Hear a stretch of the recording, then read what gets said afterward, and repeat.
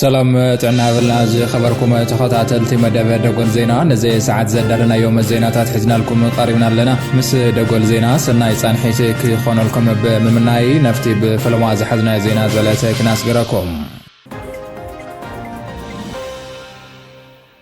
كابيني غزياو محدار تግራይ ህጾጽ አኺባቱ ይኸምዘሎ ተገሊጾም አበ ጉዳይ ዓጾ ተመዛበልቲ በሐፈሻ በጉዳይ ህጾጽ ሰው ሓገዝ በፍሊ አበ ሕጻጽ ዝርከው ተመዛበልቲ ዘዋ ምዕራብ ትግራይን ካልኦት ዛዕባታትን አመልኪቱ ካቢኔ غزياو محدار تግራይ ህጾጽ ዘተ ካይድ ከምዘሎ ተሓቢሮም ይኹን እምበር አበ ልዕሊ ካቢኔ ከቢድ ተቃውሞታት የጋጥምዋሎ በፍላይ ናይ ትግራይ محدار ይክንሱ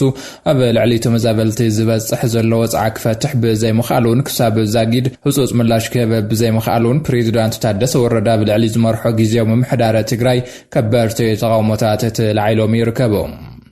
ناي حانتي كلل بريزيدنت هذا حصاص تمزابلتا بكبيد حدقا طميت مهلاوم بميديا يسمع كبل تمالي نزوصو مغلص صعيبو نبوزحات زحزنه تكبار كوين يركب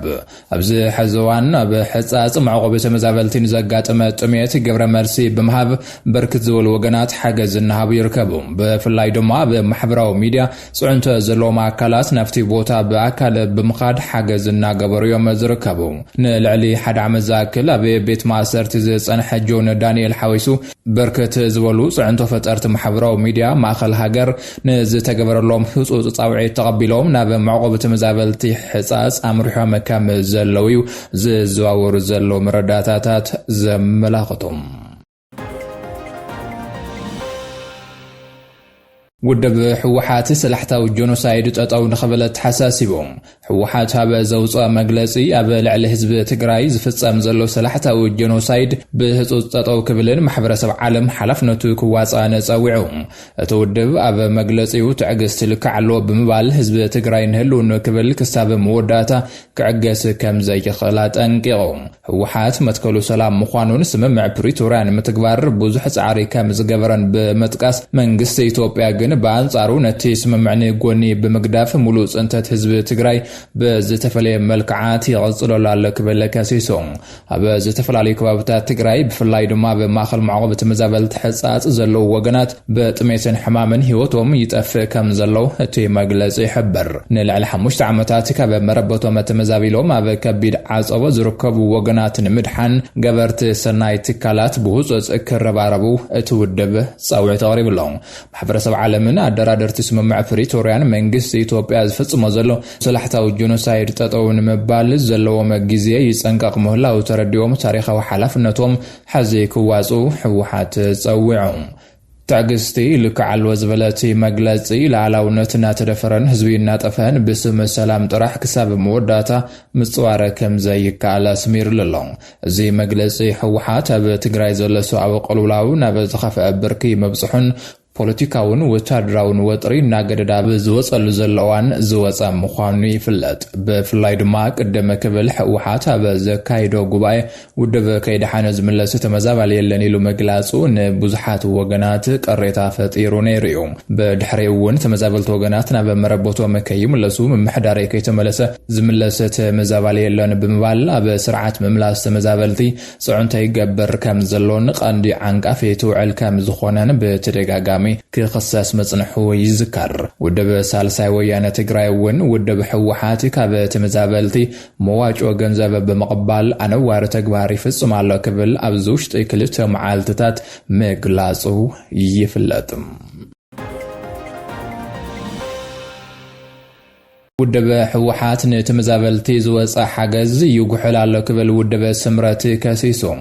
بايت ጌታቸው ረዳ ዝመራሕ ودب سمرت بالعلي تمزابلتي زلو سقاين طميتن بهصوص ططاو كبل صوعلون ودب ديمقراሲያዊ سمرت تግራይ سمرت بمعقوب تمزابلت حصاصن ካልኦት ከባብታትን ዝርከቡ ወገናት በሰንኪ ጥሜት ህይወቶም ይሐለፈ በመህላው ዘይ ኩነታት ንምግታ ኩሉ ወገን በህصوص ከንቀሳቀስ ጻውዕ ተቅሪቦም እተወደበ ሞትን ስቃይን ተመዛበልቲ ወገናትና የብቅዕ ብዝብል አርእስቲ ኣብ ዘውፅአ ዋናው መግለጺ ኣብ ወረዳ ስገደ ሕጻጽ ዝርከቡ ካብ ምዕራብ ትግራይ ዝተመዛበሉ ዜጋታት ብሰንኪ ሕጽረት ምግቢ ኣብ ከቢድ ሓደጋ ከም ዝርከቡ ገሊጾም ተመዛበልቲ ብጥሜት ብቁረነ ፀሓይን ከምውን ብኣዘብ እናተበልዑ ይርከቡ እዚ ጸጋም እዚ ካብ ዓይን ዓለም ተኸዊሉ መጽንሑ ውደበ ስምረት ሓቢሮም ውደበ ስምረት ንህልው ጸጋምቶም ተመዛበልቲ ጉጅለ ድሕረት ክብል ንዝጸውዕ ውድብ ሕወሓት ትሓታት ገይሩዎሎም እቲ ጉጅለ ንረብሓ ስልጣኑ ክብል ንህዝቢ ትግራይ ጅሆ ሒዙ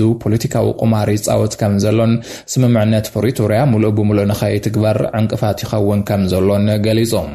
እቶም ማሕበራት ስልጣን ንተመዛበልቲ ዝመጽእ ሓገዝ ይጉሕሉ ከም ዘለውን ብጉሕለት ወርቅን መሬትን ይህብትሙ ከም ዘለውን በመጥቃስ እዚ ድማ ኣብ ልዕሊ እቲ ዝሳቐል ዘሎ ህዝቢ ዝተፈጸመ ክድዓት ኢሉዎም እቲ ኣብ ትግራይ ዘሎ ኣካል ስምምዕነት ፕሪቶሪያ በመጥሓስ ምስ ስርዓት ሻዕብያ ዘይሕጋዊ ጽምደ ብምፍጣር ንህዝቢ ናብ ዳግማይ ጥፍኣት ይመርሖ ከም ዘሎ ውድበ ስምረት ወቒሶም መላእ ተጋሩ መንግስቲ ኢትዮጵያ ላዕለዎት ትካላት ትምህርትን ማሕበረሰብ ዓለምን ኣብ ሕጻጽ ንዘጋጠመ ናይ ጥሜት ሓደጋ ብህጹጽ ክበጽሕሉ ጸዊዕሎ ውድበ ስምረት ኣብ ዘውፅአ መግለጺ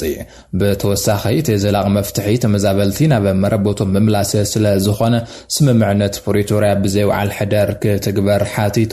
እዚ ንህዝቢ ትግራይ ደጋጊሙ ንሓደጋ ዘቃልዕ ዘሎ ሓይሊ ካብ እንግዳ ህዝቢ ክውግድ ኣለዎ ዝበለ ውድበ ስምረት ኩሉ ትግራዋይ ነዚ ንምፍጻም ሓቢሩ ክቃለስ ጻውዒት ቀሪቦም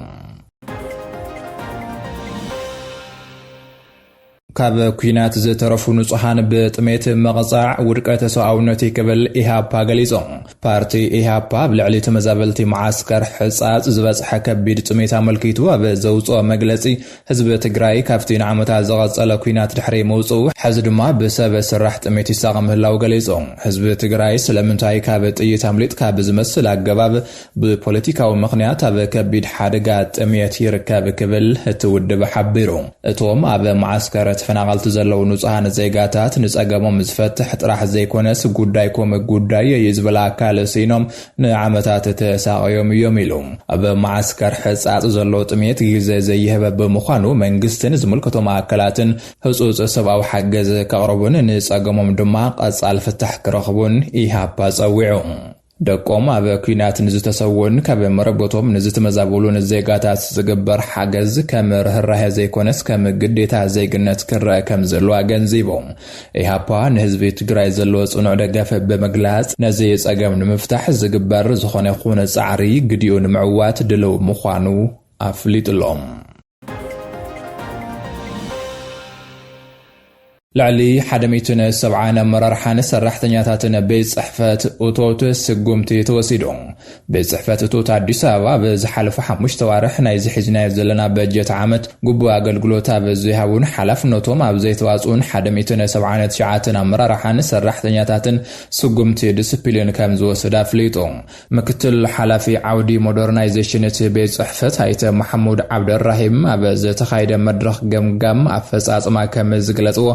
እቲ ስጉምቲ ዝተወሰደ ኣብ ልዕሊ 20 መራርሓን 159 ፈጸምቲ ስራሕን እዮም እቶም ሰራሕተኛታት ንኸፈልቲ ግብሪ ብቑዕ ኣገልግሎት ኣብ ዘይመሃብን ስነ ምግባራዊ ጉድለታት ኣብ ምርኣይን ከም ዝተሳተፉ ተገሊጾም እቲ ቤት ጽሕፈት ኣብ ኣወሃብ ኣገልግሎት ዘለው ጸገማትን ምቕራፍ ዘካይዶ ገምጋም ካብ ዋና ቤት ጽሕፈት ክሳብ ወረዳታት ዘጠቓልል እዮም ሓላፊ ቤት ጽሕፈት እቲ ክፍሊ ኣይተ ኣዳኔ ሱሌ ብወገኖም እቶት ከተማ አዲስ አበባ በፍትሓዊ መንገዲ ካብ ዘኽእል ጽሬት ዘለዎ ኣገልግሎት ክንህብ ምስ ንኽእል ጥራሕ ኢሎም ዝኾነ ተገልጋሊ ብዘይ መንግልታ ኣገልግሎት ክረክብ ምግባር ናይ ኩሉ ብርከም መራርሓ ቀዳማይ ዕማም ክኸውን ከም ዝግባእውን ኣገንዚቦም حدميتنا سمانان إثيوبياوያን ስደተኛታት በዚ ሕጋዊ መንገዲ ኣብ ገማገም ባሕሪ ሻብዋ ከምዛተው የመን ኣፍሊጣ ኣብዚ ሕዘዋን ኣብ የመን ዛቱ ዘይ ስርዓት ስደተኛታት ቁጥሪ ብልዑል ኩነታት ኣብ ዝወሰኸሉ ዘሎ ግዜ حدميتنا سمانان إثيوبياوያን ስደተኛታት ኣብ ደቡብ ምብራቕ ሃገር ኣብ ዝርከብ ገማገም ባሕሪ ሻብዋ ከም ዝበጽሑ ሚኒስተር ውሽጣዊ ጉዳያት የመን ሓቢሮም እቲ ሚኒስተር ትማሊ ሰንበት ኣብ ዘውፅኦ መግለጺ ፖሊስ ከባቢ ሻዋ እቶም 180 ስደተኛታት ብ4 ሶማሊያውያን ብዝምራሕ ናይ ኮንትራባንድ ጃልባ ካብ ቀርና አፍሪካ ዝተበገሱ ዜጋታት ኢትዮጵያ ምዃኖም ገሊጾም እቲ መግለጺ ከም ዝሓበሩ ሰበስልጣን ጸጥታ ከባቢ ሻበዋ ዋሕዚ ስደተኛታት ንምግታን ዝሕጋው ምስግጋር ደቂ ሰባት ንምክልኻልን ኣድላይ ስጉምቲ ይወስድ ኣሎ ኢሉ ብተመሳሳሊ ዓለም ለኸ ውድብ ስደተኛታት IOM ዘውጽኦ ናይ ቀረባ ግዜ ሓበሬታ ከም ዘርእዮ ኣብ ወርሒ ሕዳር 17659 ስደተኛታት ናብ የመን ኣትዮም ኣለዉ ኣብ ወርሒ ጥቅምቲ ድማ እቲ ቁጽሪ 17685 ነይሩ ከም ጸብጻብ ምክትታል ተመዛበልቲ ዓለም ለኸ ውድብ ስደተኛታት IOM ጅቡቲ ብ67 ሚታዊት ቀዳመይቲ መበገስ ሃገር ስደተኛታት ኮይና ትቐጽላላ ስዒባ ሶማልያ ብ31 ሚታዊ ከምውን ኦማን ብ21 ሚታዊት ብጽሒት ሒዘን ኣለዋ ምንም እኳ ኩነታት ጸጥታ የመን ኣብታ ሃገር ዘሎ ሰብኣዊ ቁልውላው እናገደደን ተመጽን ኣብ ሃገራት ወሽመጥ ንምስጋር ዝፍትኑ ኣሽሓት አፍሪካውያን ስደተኛታት ከም ቀንዲ መሳጋሪ መስመር ኮይና ትገልግላላ ካብዚኦም መብዛሕትኦም ኣብ ኢድ ኣዘዋወርቲ ኮንትራባንድ ወዲቖም ንከቢድ መከራን ብዝበዛን ከም ዝቃልዑ ድማ ዥንዋ ጸብጺቦም ጀነራል ሩሲያ ተቀቲሎም ሓደ ላዕለዋይ ናይ ሩሲያ ጀነራል ኣብ ሞስኮ ከም ዝተቀተሉ ተገሊጾም በመሰረት ጸብጻብ አርቲ ቶም ጀነራል ህይወቶም ዝሓለፈ ካብ መኪኖም ብዝተጻወደ ቦምቢዩ ናይ ሩሲያ መርማሪ ኮሚቴ ሞቱቶም ጀነራል ምርግጋጽ ጽራሕ ዘይኮነስ ጽዑቕ ምርመራ ይገብር ከም ዘለውና ኣፍሊጡሎም ኣብቲ ኣብ ደቡብ ክፋለታ ከተማ ዘጋጠመ መጥቃዕቲ ብዘይካቶም ጀነራል ብዙሓት ተሽከርከርቲ ዓኔን ከም ዘሎ ሓደ መርሐ መኪናውን ከም ዝቆሰለን ተገሊጾም እቲ መጥቃዕቲ ዝተፈጸመ ሌተናል ጀነራል ፋኒል ሳርቫሮቭ ካብ ገዞም ወጽዮም ናብ ስራሕ ንምኻድ መኪኖም ኣብ ዘንቀሳቐስሉ ዋንዩ እቲ ቦምብ ኣብ ትሕቲ መቐመጢ መርሐ መኪና ተጸሚዱ ከም ዝነበረ ጸብጻባት ይሕብሩ እቲ ፍንጀራ ኣዝዩ ሓያል ብምንባሩ ኣብ ጥቕኡ ዝነበሩ ተሽከርከርትን ህንጻታት እውን ጉዳት በጽሒዎ እዩ ሌተናል ጀነራል ፋኒል ሳርቫሮቭ ናይቲ ሰራዊት መሪሕ ኦፕሬሽናል ስልጠና ከም ዝነበሩ ተሓቢሩሎ ሓይልታት ጸጥታ እቲ ቀትለት ብኸመይ ከም ዝተፈጸመ ክሳብ ዛጊድ የጻርዩ ከም ዘለው ይሕበር ናይ ሩሲያ ጸጥታ ትካላት ነታ ከተማ ብሙሉእ ዓጽዮም ምርመራ ይገብሩ ከም ዘለውን ሩሲያ ነዚ ፍጻመ ከም ግብረ ሽበራዊ መጥቃዕቲ ወሲዳቶ ከም ዘላን እዩ እናተገለጸ ዝርከብ ገለ ሰበስልጣን ሩሲያ ዩክሬን ኣብ ውሽጢ ሞስኮ መሓውሩ ስለያ ከም ዘለዋን ነዚኦም ተጠቒማ ድማ ንቁልፊ ሰባት ዕላማ ትገብር ከም ዘላን ይኸስለው ሳርቫሮቭ ኣብ ሚኒስተር ምክልኻል ሩሲያ ንላዕለዎት ክኢላታት ስልጠና ብምድላውን ዝተፈላለዩ ሓላፍነታት ብምውሳድ ዝፍለጡ ዝነበሩ መራሕዮም ኣብ ምዕራብ ሱዳን ኣብ ማእኸል ዕዳጋ ዝተፈጸመ መጥቃዕቲ ሰብኣሎ ነፋሪት ብውሕዱ 10 ሰባት ተቐቲሎም ኣብ ክፍለ ሃገር ሰሜን ዳርፉር ከተማ አልማልሃ መን ከም ዝፈጸመ ዛጊድ ዘይተረጋገጸ ኣብ ዕሙር ዕዳጋ ዝተፈጸመ መጥቃዕቲ ሰብኣሎ ነፋሪት ብውሕዱ 10 ሰባት ተቐተሉ እንከለው ብዙሓት ካልኦት ድማ ከም ዝቆሰሉ ንመሰኻኽር ዓይኒ ብምጥቃስ ኣገልግሎት ዜና ዢንዋ ሓቢሩ በቲ ዝተፈጸመ መጥቃዕቲ ብርክ ዝበሉ ድንኳናት ብከፊላዊ ባርዕ ስለ ዘጋጠሞም ንዋታዊ ዕንወት ከም ዘሰዓበ እቲ ሓበሬታ ወሲኹ የቃልዕ ኣብ ከባቢ ዶቭ ሉቪያ ዝተደኮነት አልማህላ ኣብ ዞባ ዳርፉር ስትራቴጂካዊት ቦታ ኮይና ንከተማ አልዳባ ናይ ሰሜናዊ ሸነኽ ሱዳን ምስ ሓምራት አልሼኽ ሰሜናዊ ወገን ኮርደፋን እተራኸበ ከተማ እያ አልማህላ ሰራዊት ሱዳን ኣብ ሰሜን ሃገር ድሕሪ ምስሓቡ ካብ ወርሒ መጋቢት ጀሚራ ኣብ ትሕቲ ቁጽጽር ሓይልታት ቁልጥፍ ደገፍ RSF ከም ዝጸንሐት ዝፍለጥ እዩ ኣብ ሱዳን ኣብ መንጎ ክልተ ተንሓናሕቲ ሓይልታት ዝካየድ ዘሎ ኩናት ሕዝውን እናቐጸለ ዝርከብ እንትኸውን ኣብ ልዕሊ ሰላማውያን ሰባት ድማ ከቢድ መጉዳት የብጽሕ ከም ዘለዩ እናተገለጸ ዝርከብ ዓለም ለኸ ትካላት ኢሉውን ዓበይቲ ሃገራት ዓለም ንኽልቲኦም ተንሓናሕቲ ሃገራት ከም መያየጣ ኢሉውን ዘተኽገብራ ጻዕርታት ዋላኳ እንተገበራ ክሳብ ሕዚ ግን ኣብ መሬት ወሪዱ ነቲ ኩናት ጠጠው ከብል ዘኽእል እማመ ሰላም ክሳብ ዛጊድ ኣይተገበረን أمبار كسفتوات خطاتلتي مدبة دقوال زينا نزي ساعات زدالنا يوم الزيناتات نزوم كتكتات الومز تنعقم يمسلون يروم أبقى صالي بخلوت حدش تزعباتات كساب نرقب سسنا ينعقم سلام